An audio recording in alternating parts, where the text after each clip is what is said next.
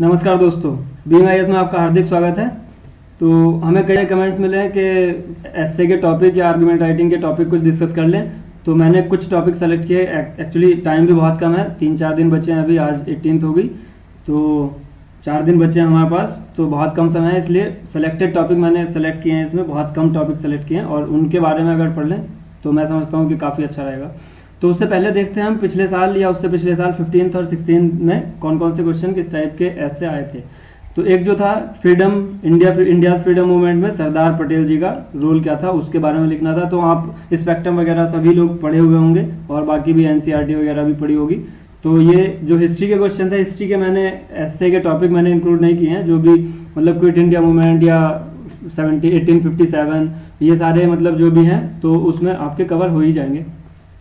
दूसरा था हमारा financial inclusion is a must for inclusive growth, मतलब सबको मिला जुला के, जैसे अभी उसके बारे में इसमें लिखना था। जैसे अभी इंडिया ने वो गवर्नमेंट ऑफ इंडिया ने कैंपेन चलाया कि सबका साथ सबका विकास, तो इस टाइप का यहाँ पे वो डिटेल देनी थी, मतलब ऐसा ऐसे बनाना था। और अब तीसरा था उसमें गवर्नर का रोल, जो इंडियन पॉलिटी में गवर्नर का रोल, जैसे कि स्टेट में गवर्नर जो लाइक प्रेसिडेंट सेंटर में होता है उस तरह से गवर्नर स्टेट में होता है। तो उसके मतलब रोल बताने थे कि जो भी पॉलिटिकल जो भी उसके रोल्स हैं। डिजास्टर मैनेजमेंट इन इंडिया, ये भी क्वेश्चन था। नेट न्यूट्रलिटी पे भी था, तो डिजिटल इंडिया के लिए। तो इस बार हम देखते हैं कि डिजिटलाइजेशन काफ़ी सुर्खियों में रहा है, तो उस टॉपिक को मैंने इंक्लूड किया। और इंटरनेशनल में एक ये सीनो चाइना पाकिस्तान का अलायंस जो है इंडिया की सिक्योरिटी के लिए कैसा होगा, तो उस पर 2015 में ये क्वेश्चन था। और 2016 में इसी पे था इंडिया और नेपाल के रिलेशन में, कि इंडिया की जिम्मेदारी है नेपाल के साथ अच्छे रिलेशन करने में। और एक और था इसमें फार्मर सुसाइड था। तीसरा था एक ये सेंटर स्टेट रिलेशंस। और इसमें फोर्थ था ये development possible at the cost of environment की कॉस्ट पे अगर डेवलप कर रहे हैं तो क्या ये अच्छा है या पॉसिबल है, ऐसा कुछ। तो इसमें आराम से सब लोग लिख देते, सारे रेफरेंस दे देते, ये GHG और ये सबके green house gas, environment, global warming, सब चीज़ का एग्जाम्पल दे दे के इसमें अच्छा बन जाता है। तीसरा था इसमें रिवैम्पिंग आवर बैंकिंग सिस्टम। इस बार भी काफ़ी सुर्खियों में रहा है NPA वगैरह, नॉन परफॉर्मिंग एसेट्स और बैड लोन्स, बैड बैंक, ये सब सुर्खियों में रहे हैं। तो इसमें भी इस बार भी एक बार देख लेंगे, क्या पता क्वेश्चन बन जाए। और लास्ट वाला था इसमें western urbanisation of India is nothing but blind westernisation. तो ये सारे टॉपिक थे हमारे 2015 और 16 के। मैंने कुछ टॉपिक जो सेलेक्ट किए हैं उसको देख लेते हैं अब। इंटरनेशनल रिलेशंस में क्या है कि चाइना का और नेपाल का लास्ट ईयर और लास्ट टू लास्ट ईयर आ चुका है। तो इंडिया US का इस बार काफ़ी, क्योंकि वीज़ा पॉलिसी भी आई है तो उसमें भी इंडिया US काफ़ी सुर्खियों में रहा है, क्योंकि इंडिया का बहुत ज़्यादा पॉपुलेशन US में काम करती है। तो इनको वीज़ा पॉलिसी को भी ज़रूर देख लेंगे और इंडिया US रिलेशन, उन दोनों को एक साथ में कर लेंगे तो आसानी से हो जाएगा।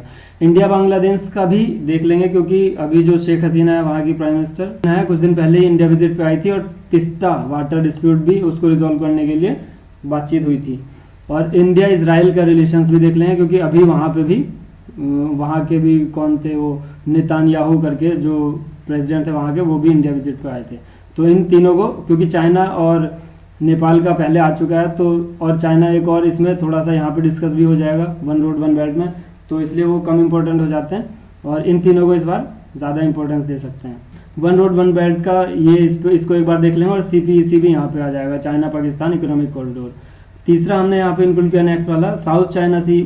मुझे ये कंफर्म तो नहीं है कि 15 अगस्त पे जो मोदी साहब ने साउथ चाइना सी की जो कंट्री है, वियतनाम, कंबोडिया, इन सबको इन्वाइट किया है। तो मतलब साउथ चाइना सी में इंडिया की इंपॉर्टेंस कितनी है, इंपॉर्टेंस तो है ही, लेकिन वहाँ पे इंडिया की पकड़ कैसी है उस बारे में ये क्वेश्चन दे सकते हैं ऐसे लिखने के बारे में, लिखने के लिए।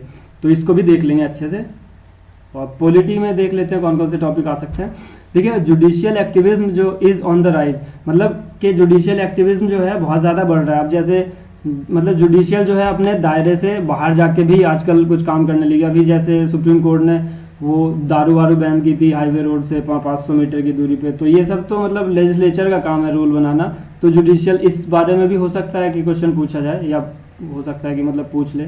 Freedom of speech and expression, ये काफ़ी न्यूज़ में रहा है इस बार। एक तो JNU मामला आ गया था, दूसरा एक अभी मूवी आ रही थी वो तो जयपुर में शायद उस पर भी पंगा हो गया था, तो इसलिए ये काफ़ी सुर्खियों में रहा है। तो इसको भी एक बार देख लेंगे।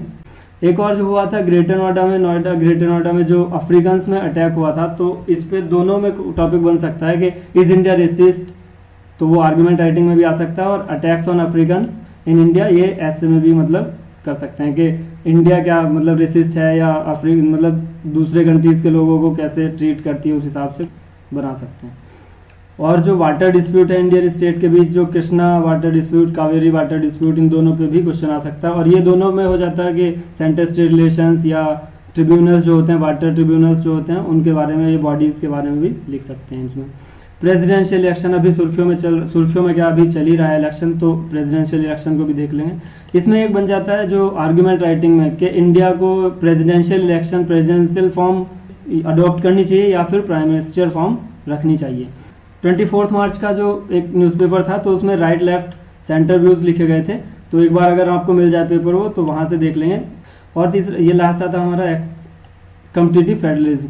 कम्पिटिटिव फेडरलिज्म होती है कि जब जो स्टेट्स हैं वो होड़ में लगे होते हैं कि भाई हम ज़्यादा परफॉर्म करेंगे, हम ज़्यादा परफॉर्म करेंगे, और 2-3 पॉलिसीज़ चलाई गई हैं, तो मध्य प्रदेश, हरियाणा, इन्होंने बहुत जल्दी उनको अडॉप्ट कर लिया था, ताकि मतलब उनका नाम अच्छे से आ जाए, सुर्खियों में बने रहें। और इसके पीछे बस लिखना है, ये उसमें भी आ सकता है, मतलब आर्गूमेंट राइटिंग में भी आ सकता है, क्योंकि कई बार क्या होता है कि स्टेट की प्रिपरेशन ऐसी नहीं होती है और फिर भी वो जल्दी अडॉप्ट कर लेते हैं जो भी पॉलिसीज आ रही होती है नई, तो उस बारे में लिख सकते हैं।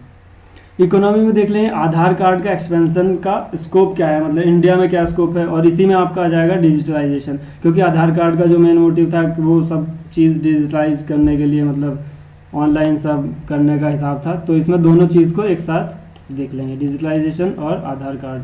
आगे आपका आता है जीएसटी, काफ़ी न्यूज़ में भी रहा है और इम्पोर्टेंट भी बहुत है, तो इसको भी देख लेंगे। इसमें एक तो इनके तो दो पैसेज या एक पैसेज तो आप तैयार कर ही लीजिए, तो अगर नहीं भी आए तो कहीं ना कहीं तो लिखने को मतलब मिल ही जाएगा, या तो फर्स्ट पेपर में क्वेश्चन मिल जाएगा इनसे, या फिर सेकंड पेपर में लिखने के लिए मिल जाएगा। डीमोनेटाइजेशन और इसके कॉन्सिक्वेंसेज, ये भी काफ़ी इंपॉर्टेंट है, और उस समय इलेक्शन भी आ रहे थे हमारे, यूपी इलेक्शन थे, और ये मतलब 5 स्टेट के इलेक्शन थे, तो उस पर भी काफ़ी पॉइंट्स यहाँ पे आराम से लिख सकते हैं।